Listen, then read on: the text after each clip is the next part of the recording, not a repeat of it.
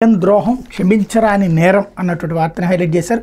చేతకాని వ్యక్తి పాలిస్తే ఏమవుతుందో చెప్పడానికి ప్రాజెక్టు నిదర్శనం. నిర్మాణానికి 4 ఏళ్లు పడుతుందని అధికారుల మాట. లోతుగా అధ్యయనం చేయాలి. మా కష్టం బూడిదలో పోసిన పన్నీరైంది. ఆవేదన బాధతో వెల్లడించిన ముఖ్యమంత్రి చంద్రబాబు. పోలవరం ప్రాజెక్టులో క్షేత్రస్థాయి పరిశీలన. పోలవరం ప్రాజెక్టును చూస్తుంటే బాధ చెప్పలేనంత ఆవేదన కలుగుతుందని ముఖ్యమంత్రి చంద్రబాబు వ్యాఖ్యానించారు.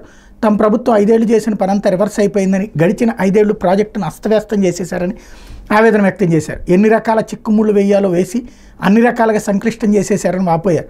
తమ కష్టాన్ని బూడిదలో పోసేశారని, బూడిదలో పోసిన పన్నీరు చేసేశారని, పోలవరం ప్రస్తుత స్థితి చూసి అందరికంటే తానే ఎక్కువ బాధపడుతున్నానని భావోద్వేగానికి గురయ్యారు. సోమవారం మధ్యాహ్నం చంద్రబాబు పోలవరం ప్రాజెక్టును సందర్శించారు.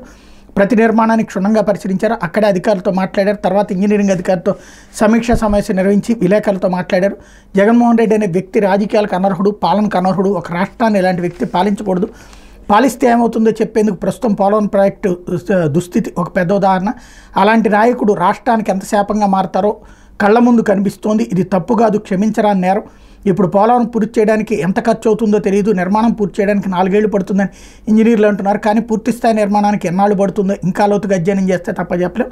ఇప్పుడు ప్రాజెక్ట్ నిర్మాణం పూర్తి చేసుకోవాలి. తప్పులు చేసిన వ్యక్తులపై చర్యలు తీసుకోవాలి. రాష్ట్ర జాతీయ ప్రయోజనాలు కాపాడుకోవాలని చంద్రబాబు పేర్కొన్నారు అన్నటువంటి వార్తని హైలైట్ చేశారు. సేమ్ డైలాగ్ కరెక్ట్గా ఆనాడు